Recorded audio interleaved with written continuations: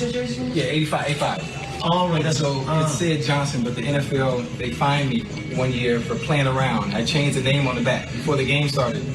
So, and the next day they fined me like 40 grand. And I appealed the fine because I didn't wear it. They didn't do it. So in the off season, I changed my name to Ocho Cinco, and they had to put it on. Johnson's not bad. All blue Johnson. All marketing, just marketing. Yeah, good man. Fair play. Good luck. Thank you. Appreciate that, lady. I'm no Conor McGregor. I'm not a big Conor McGregor fan. I love Chad Johnson. I love him. He has so much fun. He is so interactive with fans of his, like whether from his playing days or now. He seems to really be enjoying his post-playing life. I really like his reinvention because at the end of his career, still a few dark times, if you will. His post-career reinvention's been awesome. I love it. Yeah, I love it. He's there for all the smoke on Twitter too. Oh yeah, he loves Twitter. But I don't know a player in NFL history that has gone through such lengths to be recognized by their nickname than Chad Ocho Cinco. The guy actually went out there and changed his name to Ocho Cinco just so he could see it on the back of his jersey. Yeah, well, no, I like it, but had he played by him, good marketing move. At one point, he thought he was going to be in the Hall of Fame. Probably not going to be in the Hall of Fame, but a hell of a career. I like him.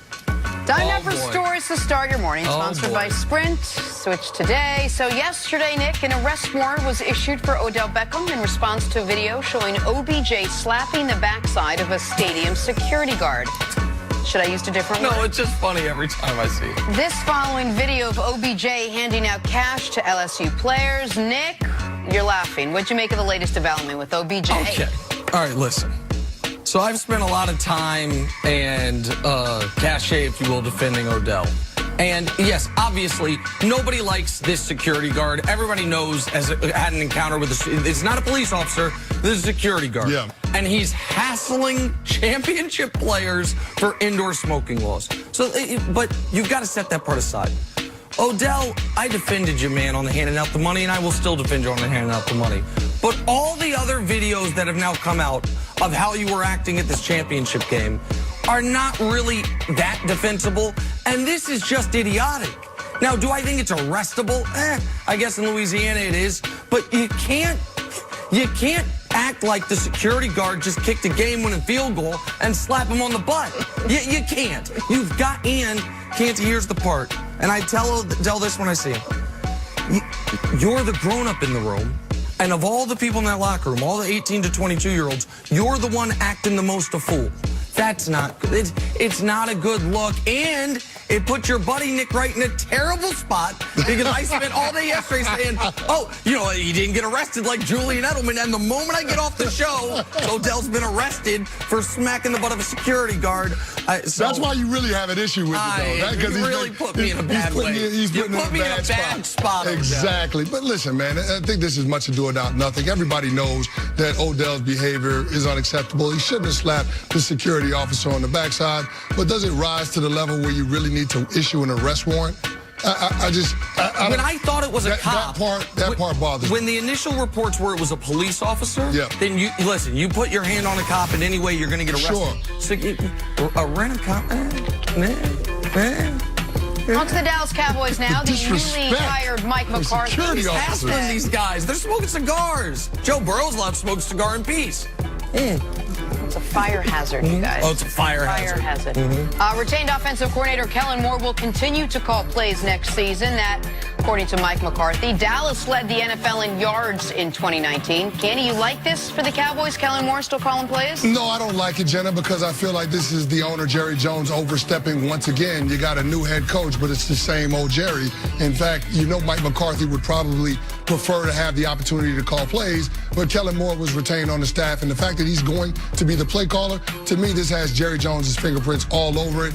And again, you can't undermine your head coach, especially when you're a team that has championship aspirations. I agree with you, it has Jerry Jones' fingerprints written all over it. But don't you think this came up in the interview process? Don't you think Mike McCarthy took the job knowing that this was a prerequisite? Because I do. I don't think he sprung it on him at the end. And if that is the case, then McCarthy signed up for it. So I can't take big issue with it. Well, whether McCarthy signed up for it or not, the result is the same. I don't care about it. I mean, if Mike McCarthy wants to call plays and you think that he's the guy to take your team to a Super Bowl, then give him the autonomy to handle his staff the way that he wants. I think Jerry thinks Kellen's his as next Jason Garrett. But the problem is, do you want the next Jason Garrett? That didn't work out the last time when Wade Phillips was the head coach and Jason Garrett was the OC. Unbelievable. All right, on to the Packers and 49ers now in the NFC Championship on Sunday on Fox. When these teams faced off back in Week 12, it was no contest. San Francisco took the lopsided win. Aaron Rodgers had a game to forget by all accounts, but he says he's using what happened then as motivation now. You know, I think if you look at this game, they're definitely favored by, what, 7.5 time, is that right? So they're, you know, obviously expected to hold court and win, and people know and are talking about how we played the last time. So I think if you look at pressure, the pressure's in a certain place, and we should be nice and loose. Well, easier said than done. Do you agree with Aaron Rodgers? The pressure is with the other guys? I think the pressure's with the 49ers, but I think there's very unique pressure on Rodgers. I think there's very unique pressure on Rodgers because... Rodgers himself. Yes, yeah. I think team-wise, way more pressure on the Niners. They've been the better team. They already beat them. They're at home. They're favored. Individually, there is more pressure on Aaron Rodgers than there is anyone else involved in this football game. Any coach, any other player, because he's the oldest person involved of any that has any real account for the game, and he is the one with the biggest legacy. And that's how this always works, is that the guys who have been the best have the most pressure on them to continue being the best, and the guys who have the most to gain have the most pressure. I think Kyle Shanahan, John Lynch, Jimmy Garoppolo, the kind of triumvirate in San Francisco, rightfully believe we should win this game. We should go to the Super Bowl. We should maybe even win the Super Bowl. But if we don't, we're going to be right back around here next year. This is we have been building towards this year. This is the first year in our window. I think Aaron Rodgers probably looks at it as, man, I'm going to be 37 next season. Last year, I got hurt the first week of the year, played through it, but it clearly hampered my play. The year before that, Anthony Barr lands on me, snaps my collarbone. The year is ruined. A few years before that, I get my collarbone broken, and even though he came back and they made the playoffs, I think he knows, man, if I don't cash in on this opportunity, how many more opportunities am I going to have? So I think there is and he also knows, Canty, the Niners have a lot of ways to win. Green Bay's got one. I've got to be sensational. I have to avoid the rush. I have to hit every open receiver and a bunch of not open receivers. So I think there is unique pressure on Rodgers individually, even if the overall pressure's on the favored home team #1 seed. Yeah, there's pressure on both sides, albeit it's very different. For Aaron Rodgers, he's trying to get back to the big game, and you recognize that this might be his last best chance in order to get that done. You're a 13-win team for a reason. You look at the offense and you look at the skill positions that they've tried to surround him with. I think he's probably got one of the better supporting casts that he's had this decade, because you got a 1,000-yard rusher in Aaron Jones, and you still have Devontae Adams, who is a bona fide #1 receiver. And then, of course, defensively, even though they're not great, they do have the ability to be disruptive and pressure the opposing quarterback. So I do think things are set up for Aaron Rodgers to be able to have success, and I think that Aaron Rodgers is equipped to be able to handle the pressure, knowing that this is one of the better teams that he's had around him this entire decade. Now, when you look at the 49ers, that to me is the biggest question. How do they deal with the pressure? Because this is a young team. This is their first rodeo in being in a championship game atmosphere. And I don't think you can prepare for the intensity, the overall nerves, the anxiety that you're going to feel when you go out there and you take that field. So I wonder how Kyle Shanahan is going to get his team settled down in this game early. More importantly, I wonder how he's going to get his quarterback settled down early, because we all talked about it. The only question mark about this San Francisco 49ers team is whether or not you can trust the quarterback. It's a championship roster when you look at all the other position groups. And it feels like for the Packers, the only area that's not a question mark is the quarterback position. You almost have this feel like the game means more for Aaron Rodgers himself than it does for the Green Bay Packers, just because of where he came from and what lies in front of him. Yes, this is the same thing with LeBron. Like with before he got to the Lakers. Lakers, different story kind of. But with the finals against the Warriors, where it was the Warriors against LeBron. It was a referendum on him. It wasn't a referendum on the Cavs. And I understand the Packers are a historic organization, but they don't have any historic players or coaches on that team other than Aaron. They have some good players, and Matt LaFleur might turn into a historic coach. Who knows? Win a Super Bowl your first year. It's a hell of a start. but Aaron's got so much to gain here.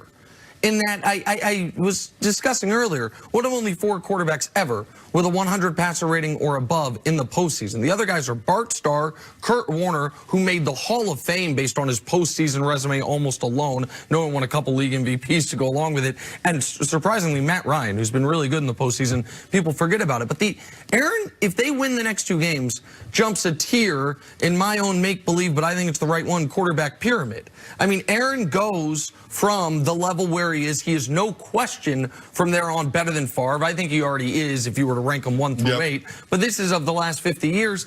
And then you start having, to me, a real Aaron Rodgers, Peyton Manning conversation.